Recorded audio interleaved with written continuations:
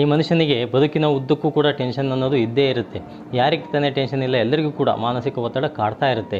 ಹೀಗೆ ಒಬ್ಬ ವ್ಯಕ್ತಿಗೆ ತುಂಬಾ ಟೆನ್ಷನ್ ಇರುತ್ತೆ, ಯಾವುದೋ ಒಂದು ಕೆಲಸದ ಒತ್ತಡಗಳು. ಅವನೇನು ಮಾಡ್ತಾನೆ, ಒಬ್ಬ ಗುರುಗಳ ಹತ್ರ ಹೋಗ್ಬಿಟ್ಟು, ಸ್ವಾಮಿ ನನಗೆ ತುಂಬಾ ಮಾನಸಿಕ ಒತ್ತಡ ಇದೆ, ಹೇಗೆ ಕಡಿಮೆ ಮಾಡ್ಕೊಳ್ಳೋದು ಹೇಳಿ ಅಂತ ಹೇಳ್ಬಿಟ್ಟು ಕೇಳ್ತಾನೆ. ಕೇಳಿದಾಗ ಗುರುಗಳು ಹೇಳ್ತಾರೆ, ಸರಿ ನೋಡಪ್ಪ, ತಗೋ ಒಂದು ವಸ್ತುವನ್ನು ಇಟ್ಕೋ ಇದನ್ನು ಅಂತ ಹೇಳ್ಬಿಟ್ಟು ಕೈ ಕೊಡ್ತಾರೆ. ಸರಿ ಇಟ್ಕೊಂಬಿಟ್ಟು ಉದ್ದಕ್ಕೆ ಚಾಚು ಅಂತ ಹೇಳ್ಬಿಟ್ಟು ಈ ಥರ ಇಟ್ಕೊಳಕ್ಕೆ ಹೇಳ್ತಾರೆ. ಇಟ್ಕೊಂಬಿಟ್ಟು ಹಿಂಗೆ ಈ ಥರ ಇಟ್ಕೊತಾನೆ. ಇಟ್ಕೊಂಬಿಟ್ಟಾಗ ಎಷ್ಟೊತ್ತು ಇಟ್ಕೋಬೇಕು ಅಂತ ಕೇಳ್ತಾನೆ. 1 ಅವರ್ ಇಟ್ಕೊ ನೀನು ಅಂತ ಹೇಳಿದಾಗ, ಅಯ್ಯೋ ಕೈ ನೋವು ಬರುತ್ತಲ್ವಾ ಅಂತ ಹೇಳ್ದ.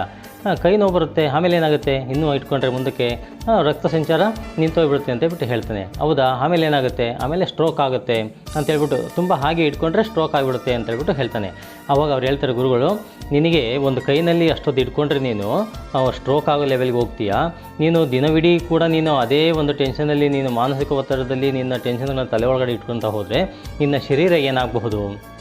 ಅದಕ್ಕೋಸ್ಕರ ನೀನು ಆ ಟೆನ್ಷನ್ನೆಲ್ಲ ಬದಿಗೊತ್ತಿ ನಿನ್ನ ಒಂದು ಕೆಲಸದಲ್ಲಿ ನೀನು ಭಾಗಿಯಾಗೋ, ನಿನ್ನ ಜೀವನವನ್ನು ಖುಷಿಯಾಗಿ ನಗುನಗ್ತಾ ಕಳಿ. ಯಾವುದನ್ನು ಕೂಡ ತಲೆ ಒಳಗಡೆ ಇಟ್ಕೋಬೇಡ. ನಿನ್ನ ಶರೀರಕ್ಕೆ ಮತ್ತು ನಿನ್ನ ಜೀವನಕ್ಕೂ ಕೂಡ ಕಷ್ಟ ಆಗುತ್ತೆ ಆ ಥರ ಇಟ್ಕೊಂಡ್ರೆ ಅಂತ ಹೇಳ್ಬಿಟ್ಟು ಹೇಳ್ತಾರೆ. ಹಾಗೆ ಎಲ್ಲರ ಜೀವನದಲ್ಲಿ ಕೂಡ ಅಂಥ ಟೆನ್ಷನ್ಗಳು ಬೇಕಾದಷ್ಟು ಇರ್ತವೆ, ಅದನ್ನು ತಲೆಯಿಂದ ತೆಗಿಬೇಕು ಅಷ್ಟೇ. ವಿಡಿಯೋ ಇಷ್ಟ ಆಗಿದರೆ ಶೇರ್ ಮಾಡಿ.